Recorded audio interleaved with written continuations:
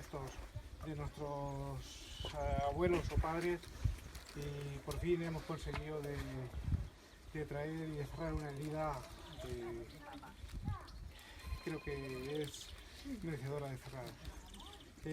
Si puedo, porque me emociono bastante, voy a leer un texto que hemos escrito de las cosas que nos han contado Ernesto Sempere y personas que han estado presas allí en la cárcel de Valdenoceda, lo que han penado allí en esa cárcel hasta que algunos salieron y otros se quedaron allí con sus restos.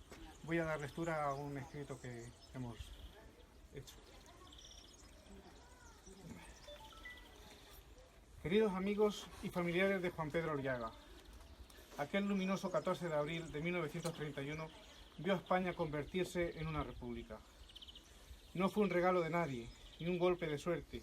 Fue la culminación de un largo proceso en el que se empeñaron las fuerzas democráticas de la nación para cambiar la España profundamente injusta que vieron nuestros abuelos.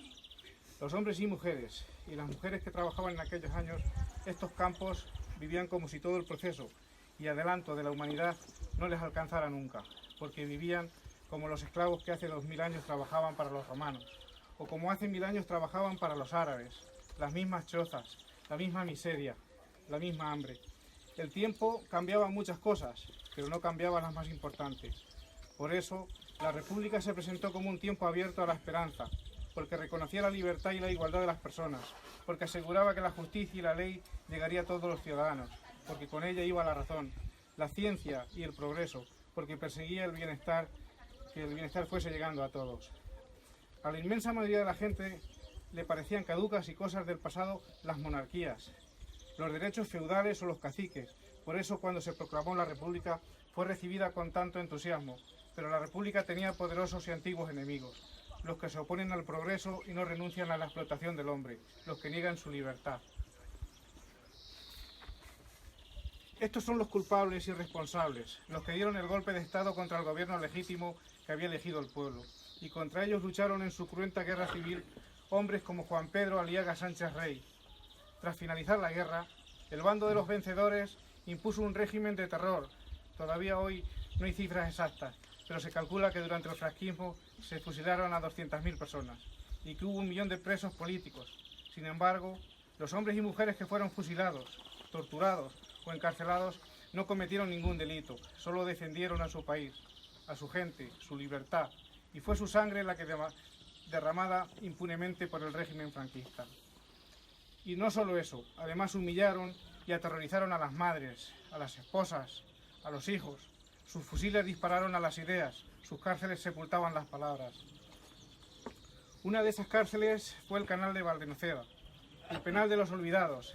El penal de Valdenoceda albergó durante 7 años, desde 1938 a 1945, a más de 3.000 presos republicanos que malvivieron en condiciones infrahumanas, en una antigua fábrica de sedas que el régimen franquista transformó en una de las cárceles más cruentas de toda España.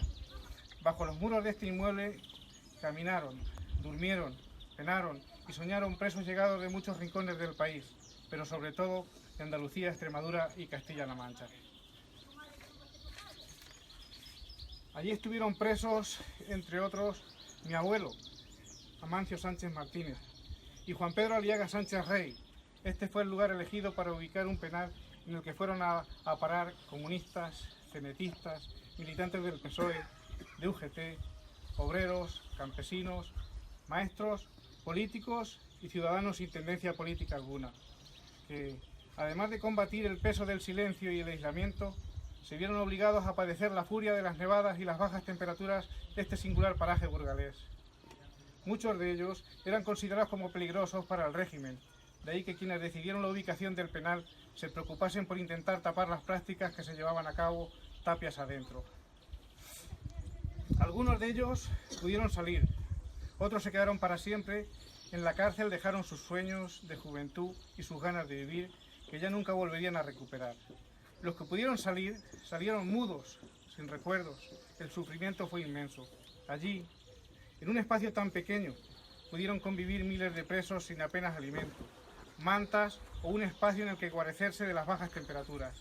En el penal había salas comunes que servían de habitaciones y una escalera metálica que los mismos presos construyeron cuando la nieve y la lluvia se fue comiendo la que había de madera.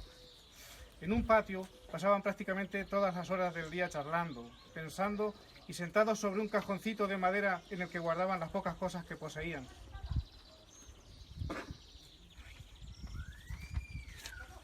Y que les permitía sentarse en el suelo del patio sin necesidad de tener que hacerlo en el suelo.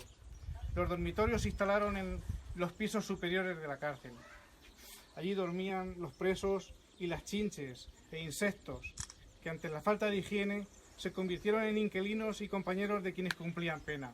En las columnas de madera todavía pueden verse las marcas de las puntas que los presos colocaron para colgar sus ropas, sus petates y esconder, en muchos casos, la escasa correspondencia que les llegaban de sus familias. También existía una zona dedicada a la enfermería y un comedor, así como una posible zona de baños o aseos, en los que de vez en cuando dejarían ir a los presos. Pero lo que hizo que Valdenoceda fuese considerado como uno de los penales más cruentos fueron sus temidas celdas de castigo, que se hallaban en la parte baja o sótano de la antigua fábrica de sedas, la zona más temida por los reclusos y en la que muchos de ellos perdieron la vida.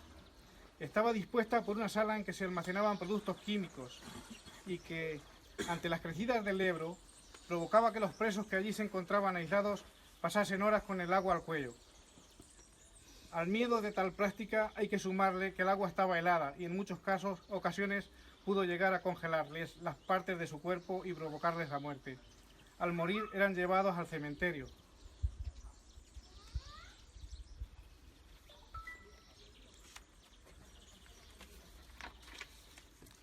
El cementerio de Valdenoceda tiene dos puertas, la oficial y una segunda por la que entraron los cuerpos de los rojos, y por la que muchos vecinos se negaron durante décadas a acceder al Campo Santo.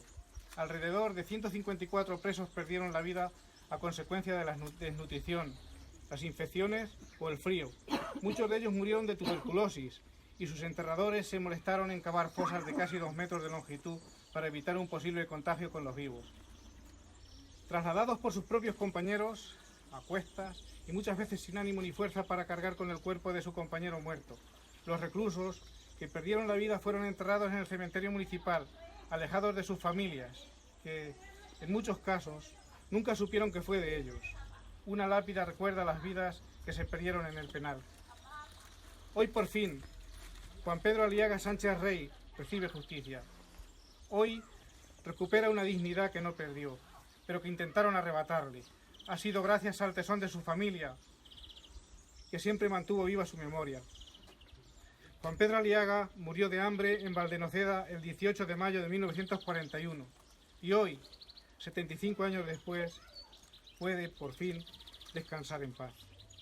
En su tierra natal, hoy, por fin, se cierra una herida que ha durado 75 años.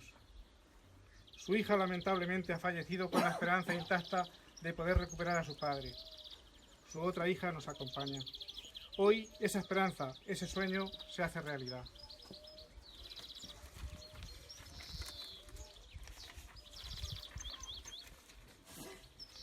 Espero que pronto pueda vivir en mí mismo la satisfacción que debe sentir la familia de Juan Pedro en este momento, por tener la ocasión de dar sepultura dignamente a su abuelo, porque no fue ningún criminal, porque no fue culpable, porque fue una víctima de las injusticias del franquismo. Hoy, Juan Pedro Aliaga Sánchez Rey recibe justicia y dignidad. Juan Pedro Aliaga Sánchez Rey, descanse en paz. Descanse en paz. En paz.